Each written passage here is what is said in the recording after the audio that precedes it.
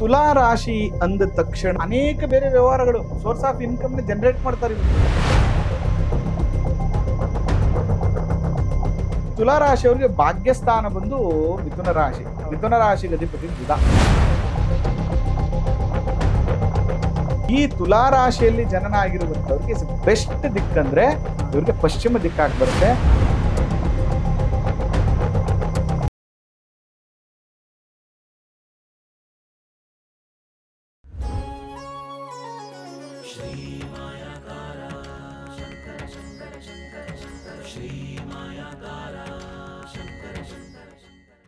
ಶ್ರೀ ಗುರುಭ್ಯೋ ನಮಃ. ಮಾಯಕಾರ ಪ್ರಭುವೇ ನಮಃ. ಗಣೇಶ ದೇವಿ ವಾಗ್ದೇವಿ ಮಮ ವಾಕ್ಯ ಸಿದ್ಧಿ ಕುರು ಸ್ವಹ. ಓಂ ನಮೋ ಭಗವತಿ ಚಾಮುಂಡೇಶ್ವರಿ ಮಲಯಾಳ ಸ್ವರೂಪಿಣಿ ಸರ್ವಸಿದ್ಧಿಕಾರಿಣಿ ಸತ್ಯಂ ಬ್ರೂಹಿ ಸ್ವಹ. ಆರಾಧ್ಯ ದೈವನಾಗಿರುವಂತಹ ಮಹದೇಶ್ವರರನ್ನ ಮನದಲ್ಲಿ ನೆನೆಯುತ್ತಾ ವಿದ್ಯಾಗುರುಗಳ ತಂದೆ ತಾಯಿಯ ಪಾದಾರವಿಂದಗಳಿಗೆ ನಮಸ್ಕಾರವನ್ನ ಮಾಡ್ತಾ ಜಗದ್ಗುರು ಪಂಚಾಚಾರ್ಯರನ್ನ ಬಸವಾದಿ ಶರಣರನ್ನ ಮನದಲ್ಲಿ ನೆನೆಯುತ್ತಾ ಇವತ್ತು ಅನೇಕ ವಿಚಾರಗಳ ಬಗ್ಗೆ ಚರ್ಚೆ ಮಾಡೋಣ ಮತ್ತು ರಾಶಿಗಳ ಬಗ್ಗೆ ತಿಳ್ಕೊತಾ ಹೋಗೋಣ ಅಂತ ಹೇಳ್ತಾ ನಮ್ಮ ವಿದ್ಯಾರ್ಥಿ ಆಗಿರುವಂತ ಭರತ್ ನಮ್ಮ ಜೊತೆಗಿದ್ದಾರೆ. ಭರತ್ ಅವ್ರ ಜೊತೆ ಅನೇಕ ವಿಚಾರಗಳ ಬಗ್ಗೆ ನಾವು ಚರ್ಚೆ ಮಾಡೋಣ. ಮತ್ತು ಭರತ್, ಕಾರ್ಯಕ್ರಮಕ್ಕೆ ಸ್ವಾಗತ. ಭರತ್, ನಮಸ್ತೆ. ಇವತ್ತು ಯಾವೆಲ್ಲ ವಿಚಾರಗಳ ಬಗ್ಗೆ ತಿಳ್ಕೊಬೇಕು, ಯಾವ ವಿಷಯವನ್ನ ಮೊದಲು ತಿಳ್ಕೊಬೇಕು, ಈ ಸಂಚಿಕೆಯಲ್ಲಿ ಏನ್ ತಿಳ್ಕೊಬೇಕು ಅನ್ಕೊಂಡಿದ್ದೀರಿ ಭರತ್? ಗುರುಗಳೇ, ತುಲಾ ರಾಶಿಯವರ ಸೀಕ್ರೆಟ್ಸ್ ಏನಿರುತ್ತೆ ಅನ್ನೋದು ಒಂಚೂರು ಅವ್ರದ್ದು ಮಾಹಿತಿಗಳನ್ನ ತಿಳಿಸ್ಕೊಡಿ ಗುರುಗಳೇ. ತುಲಾ ರಾಶಿಯವ್ರದ್ದು ಹೆಂಗಿರುತ್ತೆ ಅನ್ನೋದು ನೋಡಿ. ತುಲಾ ರಾಶಿ ಅಂದ ತಕ್ಷಣನೇ ಇಲ್ಲಿ ಗಮನಿಸಬೇಕಾಗಿರೋ ಮೊದಲನೇ ವಿಚಾರ, ತುಲಾ ಮೀನ್ಸ್ ತಕ್ಕಡಿ. ಹೌದು, ಕರೆಕ್ಟ್ ಅಲ್ಲ? It's balanced. ಸ್ವಲ್ಪ ನ್ಯಾಯಪರ ಧರ್ಮಪರ ಇರ್ತಾರೆ ತುಲಾ ರಾಶಿಯವರು. ಜೊತೆಗೆ ಎಲ್ಲ ಸಂಬಂಧಗಳನ್ನ ಇವರು ತುಂಬಾ ನೀಟಾಗಿ ಹ್ಯಾಂಡಲ್ ಮಾಡ್ತಾರೆ, ಬ್ಯಾಲೆನ್ಸ್ ಮಾಡ್ತಾರೆ. ಎಲ್ಲೂ ನಿಷ್ಠೂರಗಳನ್ನ ಜಾಸ್ತಿ ಮಾಡ್ಕೊಳಕ್ ಹೋಗಲ್ಲ. ಸೊ ನ್ಯೂಟ್ರಲ್ ಆಗೇ ಇರ್ತಾರೆ. ಮತ್ತೆ ಇವ್ರನ್ನ ನಾವು ತುಂಬಾ ಲೆಕ್ಕಾಚಾರ ಇರುವಂತ ವ್ಯಕ್ತಿತ್ವ ಉಳ್ಳವರು ಅಂತ ಕರಿಬಹುದು. ಲೆಕ್ಕಾಚಾರ ಅಂತಂದ್ರೆ ಸುಮ್ನೆ ಅನ್ವಾಂಟೆಡ್ ಆಗಿ ಖರ್ಚು ಮಾಡೋದಾಗ್ಲಿ ಅದಾಗ್ಲಿ ಮಾಡಲ್ಲ. ಸ್ವಲ್ಪ ಉಳಿತಾಯದ ಬಗ್ಗೆ ಕೂಡ ಇವ್ರಿಗೆ ಪರಿಜ್ಞಾನ ಇರ್ತದೆ. ಆದ್ರೆ ಅತಿಯಾದ ಲೆಕ್ಕಾಚಾರ ಕೂಡ ಕೆಲವು ಟೈಮ್ ಸಮಸ್ಯೆ ಆಗಬಹುದು. ಅದರಿಂದ ಇವ್ರನ್ನ ಲೆಕ್ಕಾಚಾರ ಮನೋಭಾವ ಉಳ್ಳಂತವ್ರು, ಸ್ವಲ್ಪ ಬ್ಯಾಲೆನ್ಸ್ಡ್ ಪರ್ಸನಾಲಿಟಿ ಇರುವಂತವ್ರು, ವ್ಯವಹಾರದ ಗುಣ ಇರುವಂತವ್ರು ಅಂತ ಹೇಳಿ ನಾವು ಇವ್ರನ್ನ ತಿಳ್ಕೊಬಹುದು. ಅದೇ ರೀತಿ ಇವರ ಗುಣಧರ್ಮಗಳು, ಇವ್ರ ನೇಚರ್ ಹೆಂಗಿರುತ್ತೆ, ಈ ತುಲಾ ರಾಶಿಯವ್ರು ನೀವು ಹೇಳ್ದಂಗೆ ಈ ಲೆಕ್ಕಾಚಾರ ಮಾಡ್ತಾರ ಅಂತ ಹೇಳ್ತಾರೆ ಗುರುಗಳೇ. ಅವ್ರ ಮೈಂಡ್ ಸೆಟ್, ಒಬ್ಬೊಬ್ರು ಲೆಕ್ಕಾಚಾರ ಮಾಡಿ ಉಳಿಸೋರು ಇರ್ತಾರೆ, ಅದರಿಂದ ಕಳ್ಕೊಳ್ಳೋರು ಇರ್ತಾರಲ್ಲ, ಅವ್ರದ್ದು ಗುಣಧರ್ಮ ಹೇಗಿರುತ್ತೆ ಅನ್ನೋದು. ಲೆಕ್ಕಾಚಾರ ಹೇಗಿರ್ಬೇಕು ಅಂದ್ರೆ ಇಸ್ ವೆರಿ ಗುಡ್. ಲೆಕ್ಕಾಚಾರ ತುಂಬಾ ಬೇಕು. ಆದ್ರೆ ಅತಿಯಾದ ಲೆಕ್ಕಾಚಾರ ಕೆಲವು ಟೈಮ್ ನಮ್ಗೆ ಸಮಸ್ಯೆಗಳನ್ನ ಮಾಡ್ಬಿಡುತ್ತೆ. ಅದಕ್ಕೆ ನಾವು ಯಾವಾಗ್ಲೂ ಕೂಡ ಈ ರಾಶಿಯ ಚಿಹ್ನೆಗಳನ್ನ ತಿಳ್ಕೊಳ್ಳೋದು ಏನಕ್ಕೆ ಅಂದ್ರೆ ಇದನ್ನ ಗಮನಿಸ್ಕೋಬೇಕು ನಾವು. ಈಗ ಎಕ್ಸಾಂಪಲ್ ನೋಡಿ, ಈಗ ನಾನ್ ತುಲಾ ರಾಶಿ ಅಂತ ಇಟ್ಕೊಳ್ಳಿ. ನೀವು ನನ್ನ ಹತ್ರ ಬರ್ತೀರಾ, ನೀವು ನನಗೊಂದು ಒಳ್ಳೆ ಊಟ ಕೊಡ್ಸಿರ್ತೀರಾ. ಕರೆಕ್ಟ್, ನೀವು ಬನ್ನಿ, ನಾನು ಊಟ ಕೊಡಿಸ್ತೀನಿ. ಬಟ್ ನಾನು ಊಟ ಕೊಡ್ಸುವಾಗ ನೀವು ಒಬ್ಬರು ಬಂದ್ಬಿಟ್ಟು ನಿಮ್ ಜೊತೆಗೆ 5 ಜನ ಕರ್ಕ ಬಂದು ಊಟ ಕೊಡ್ಸು ಅಂದ್ರೆ ತುಲಾ ರಾಶಿಯವ್ರು ಕೊಡ್ಸಲ್ಲ. ಯಾಕಂದ್ರೆ ಯಾಕಪ್ಪ ಕೊಡಿಸ್ಬೇಕು? ನಾನು ನೀನ್ ಕೊಡ್ಸಿದ್ಯಾ, ನಾನು ಕೊಡಿಸ್ತೀನಿ, ಲೆಕ್ಕಾಚಾರ. ಬಟ್ ಹಂಗ ಅನ್ಬಿಟ್ಟು ನಾನು 10 ರೂಪಾಯಿ ಖರ್ಚು ಮಾಡಿ, ನೀನ್ ನನಗೆ 10 ರೂಪಾಯಿ ಖರ್ಚು ಮಾಡ್ಬಿಟ್ಟು ನನ್ನ ಕೈಲಿ 500 ರೂಪಾಯಿ ನೀ ಖರ್ಚು ಮಾಡಿಸ್ತೀಯ ಅನ್ನೋದಾದ್ರೆ ನಾನು ಯಾಕೆ ಮಾಡ್ಲಿ ನಿನಗೆ? ಹೌದು, ಆ ರಾಶಿಯವ್ರು ಮಾಡಲ್ಲ. ಈ ತರ ಲೆಕ್ಕಾಚಾರ ಇರುತ್ತೆ. Is very good. ಬ್ಯಾಲೆನ್ಸ್ಡ್ ಮನಸ್ಥಿತಿ ಇರುವಂತವ್ರು. ಇನ್ನು ಇವರ ಉದ್ಯೋಗ ಅನ್ನುವಂತ ವಿಚಾರಗಳ ಬಗ್ಗೆ ನಾವು ಸ್ವಲ್ಪ ಗಮನಿಸ್ಬೇಕು. ಉದ್ಯೋಗ ಎಲ್ಲ ಹೇಗಿರುತ್ತೆ ಇವ್ರದ್ದು, ಏನ್ ಮಾಡ್ಬೇಕು? ಗುರುಗಳೇ, ಇವರು ತುಲಾ ರಾಶಿಯವರು ನೀವ್ ಹೇಳ್ದಂಗೆ ಉದ್ಯೋಗದಲ್ಲಿ ಯಾವ ತರ ಅವ್ರದ್ದು ಟ್ಯಾಲೆಂಟ್ ಮೈಂಡೆಡ್ ಇರ್ಬೋದು, ಯಾವ ತರ ಉದ್ಯೋಗಗಳನ್ನ ಅವ್ರು ಸೆಲೆಕ್ಟ್ ಮಾಡ್ಕೋಬಹುದು. ಅವರು ಸ್ಮಾರ್ಟ್ ವರ್ಕ್ ಮಾಡಿದ್ರೆ ಪಾಸ್ ಆಗ್ತಾರೋ, ಹಾರ್ಡ್ ವರ್ಕ್ ಅವ್ರಿಗೆ ಸೆಲೆಕ್ಟ್ ಆಗ್ಬೋದಾ?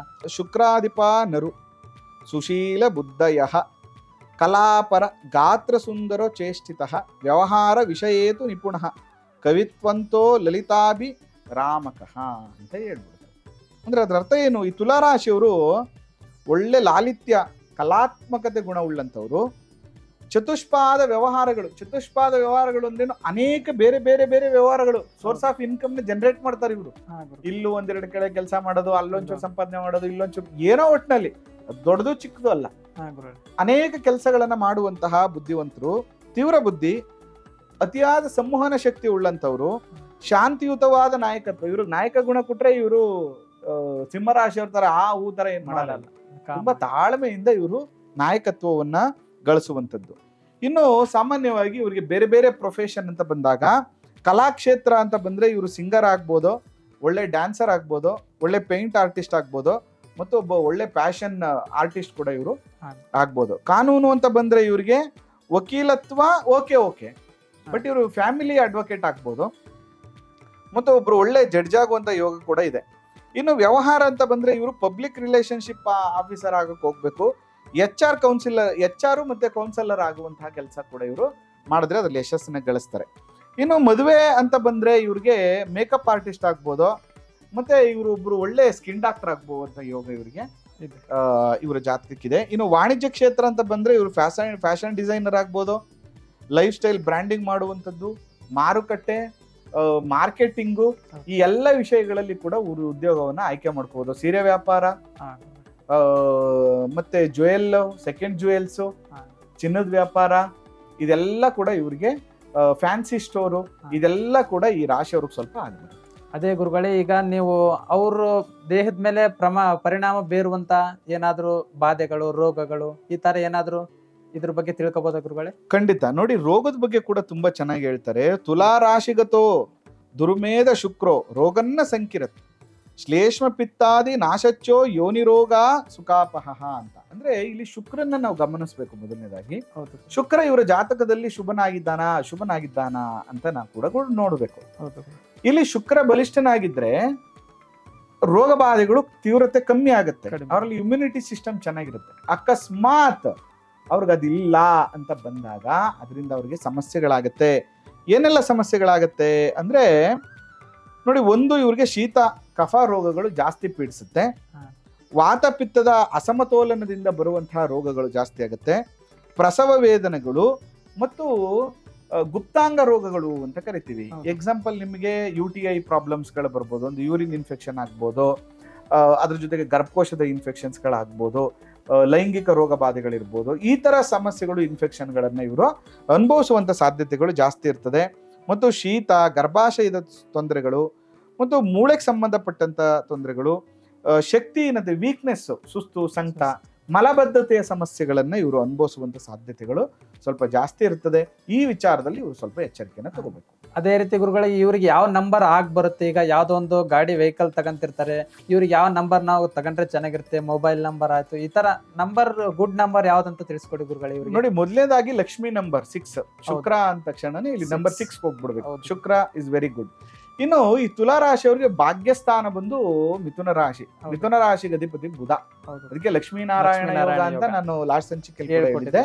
6 ಮತ್ತು 5ನೇ ನಂಬರ್ ಇವ್ರಿಗೆ ಅತ್ಯಂತ ಲಾಭವಾಗಿರುವಂತ ನಂಬರ್. ಈ ನಂಬರ್ನ ಇವರು ಫಾಲೋ ಮಾಡೋದು ಒಳ್ಳೇದು. ಅದೇ ರೀತಿ ಗುರುಗಳೇ, ಈ ನಂಬರ್ದು ತಿಳಿಸ್ಕೊಟ್ಟಲ್ಲ, ಅವರು ಬಣ್ಣ, ಅವ್ರು ಯಾವ ಬಣ್ಣದ ಬಟ್ಟೆಗಳನ್ನ ಹಾಕ್ಬೋದು, ಯಾವ ಕಲರ್ನ ಅವರು ತಗೊಂಡ್ರೆ ನನಗೆ ಒಂದು ಲಕ್ ಅನ್ನು ತಗೋಬಹುದು ಅನ್ನೋದು ತಿಳಿಸ್ಕೊಡಿ ಗುರುಗಳೇ. ಬಣ್ಣ, ಈ ತುಲಾ ರಾಶಿಯವ್ರಿಗೆ ಒಂದು ವಿಶೇಷ ಏನಂದ್ರೆ ಇವ್ರು ಯಾವ ಬಣ್ಣ ಬೇಕಾದ್ರೂ ಬಳಸ್ಬೋದು, ಆದ್ರೆ ಲೈಟ್ ಕಲರ್ ಇರ್ಬೇಕಲ್ಲ.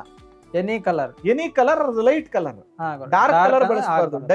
ಡಾರ್ಕ್ ಕಲರ್ ಬಳಸಿದ್ರೆ ಇವರಿಗೆ ನಿದ್ರಾಹೀನತೆ, ಆರೋಗ್ಯದ ಸಮಸ್ಯೆ, ಸೋಮಾರಿತನ ಜಾಸ್ತಿ ಆಗುತ್ತೆ, ಕೆಲಸದಲ್ಲಿ ಒತ್ತಡಗಳು ಜಾಸ್ತಿ ಆಗುತ್ತೆ. ಆದ್ರಿಂದ ಇವ್ರು ಯಾವ್ದಾದ್ರು ಬಳಸ್ಲಿ, ಬಟ್ ಲೈಟ್ ಕಲರ್ನ ಬಳಸ್ಬೇಕು. ಅದೇ ಗುರುಗಳೇ, ಇವರು ಈಗ ಸೈಟು, ಮನೆ ಏನಾದ್ರು ಖರೀದಿ ಮಾಡಿದ್ರೆ ದಿಕ್ಕು ಯಾವ್ದು ಶುಭ ದಿಕ್ಕನ್ನ ತಿಳಿಸ್ಕೊಡಿ ಗುರುಗಳಿಗೆ. ಅವ್ರಿಗೆ ತುಲಾ ರಾಶಿಯವರಿಗೆ ಪಶ್ಚಿಮ ಇಸ್ ವೆರಿ ಬೆಸ್ಟ್ ದಿಕ್ ಅಂತ ಹೇಳ್ತೀವಿ.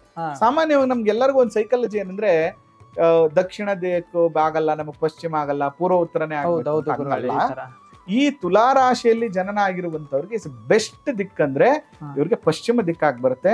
ಆಪ್ಷನ್ ಅಲ್ಲಿ ಇವ್ರಿಗೆ ಕಾರ್ನರ್ ಸೈಟ್ ಅಂತ ಬಂದಾಗ ಸೌತ್ ಈಸ್ಟ್ ಕಾರ್ನರ್ ಸೈಟ್ ಕೂಡ ಇವ್ರಿಗೆ ತುಂಬಾ ಜನ. ಆಕ್ಚುಲಿ ನಾವು ಸೌತ್ ಈಸ್ಟ್ ಕಾರ್ನರ್ ಸೈಟ್ ನ ಎಲ್ಲರಿಗೂ ಹೇಳಲ್ಲ, ಬೇಡ ಅಂತ ಹೇಳಿ. ಹೌದು ಗುರುಗಳೇ. ಬಟ್ ಈ ತುಲಾ ರಾಶಿಯವರಿಗೆ ಸರಿ ಲೇಔಟ್ ಅಲ್ಲಿ ಸೌತ್ ಈಸ್ಟ್ ಕಾರ್ನರ್ ಇದ್ರೆ ಅದು ತುಂಬಾ ಚೆನ್ನಾಗಿ ಆಗ್ಬರುತ್ತೆ. ಅದೇ ರೀತಿ ಗುರುಗಳೇ, ಇವೆಲ್ಲ ಓವರ್ ಆಲ್ ಬಣ್ಣ, ದಿಕ್ಕು, ಅವ್ರ ಉದ್ಯೋಗ ಎಲ್ಲ ತಿಳಿಸ್ಕೊಟ್ರಿ ಗುರುಗಳೇ. ಒಬ್ಬೊಬ್ಬರ ಜಾತಕದಲ್ಲಿ ನೀವು ಹೇಳ್ದಂಗೆ ಲಗ್ನಾಧಿಪತಿ ಚೆನ್ನಾಗಿರಲ್ಲ ಅಂತ ಹೇಳ್ತಿರ್ತೀರಿ. ಇದಕ್ಕ ಒಂದು ಸೂಕ್ತವಾದ ಪರಿಹಾರ ಇದೆನಾ? ಓವರ್ ಆಲ್ ತಿಳಿಸ್ಕೊಡ್ತೀರಾ? ಮಾಡ್ಕೋಬೇಕು. ಹೇಗ್ ಮಾಡ್ಬೇಕು ಅಂದ್ರೆ, ಒಂದು ಅತಿಯಾದ ಲೆಕ್ಕಾಚಾರ ಮಾಡಬೇಡಿ, ಲೆಕ್ಕಾಚಾರ ಮಾಡಿ ಅತಿಯಾಗಿ ಮಾಡಬೇಡಿ. ಜೊತೆಗೆ ಇನ್ಫೆಕ್ಷನ್ ಅಂತ ಬಂದಾಗ ಆಗಾಗ್ಗೆ ಡಾಕ್ಟರ್ ಹತ್ರ ಚೆಕಪ್ ಮಾಡ್ಕೊಳ್ಳುವಂಥದ್ದು ತುಂಬಾ ಒಳ್ಳೇದು. ಯಾಕಂದ್ರೆ ಈ ಇನ್ಫೆಕ್ಷನ್ಸ್ ಗಳಿಂದ ಅನೇಕ ಸಮಸ್ಯೆಗಳಾಗುವಂತ ಸಾಧ್ಯತೆಗಳು ಇರ್ತದೆ. ಅದರಿಂದ ಇವರು ಸ್ವಲ್ಪ ಎಚ್ಚರಿಕೆಯನ್ನು ತಗೊಳ್ಳುವಂಥದ್ದು ತುಂಬಾ ಒಳ್ಳೇದು. ಜೊತೆಗೆ ನಿತ್ಯ ಲಲಿತ ಸಹಸ್ರನಾಮ, ಲಕ್ಷ್ಮಿ ಸ್ತೋತ್ರ ಮತ್ತು ಸಂಜೆ ಹೊತ್ತು ಮನೆಯ ಮುಂಭಾಗದಲ್ಲಿ ದೀಪವನ್ನು ಹಚ್ಚುವಂಥದ್ದು ಇದು ಅತ್ಯಂತ ಶುಭ ಫಲವನ್ನು ಕೊಡುತ್ತೆ. ಮತ್ತೆ ಓಂ ದ್ರಾಂ ದ್ರೀಂ ದ್ರೋಂ ಸಹ ಶುಕ್ರಾಯ ನಮಃ ಈ ಮಂತ್ರವನ್ನ ಡೈಲಿ ಚಾಂಟ್ ಮಾಡುವಂಥದ್ದು ಶುಭ ಫಲವನ್ನ ಕೂಡ ಇವರಿಗೆ ಕೊಡುತ್ತೆ. ಯಾಕಂದ್ರೆ ಶುಕ್ರನ ಮಂತ್ರ ಇದೆಯಲ್ಲ, ಇಟ್ಸ್ ಎ ವೆರಿ ಪವರ್ಫುಲ್ ಮಂತ್ರ.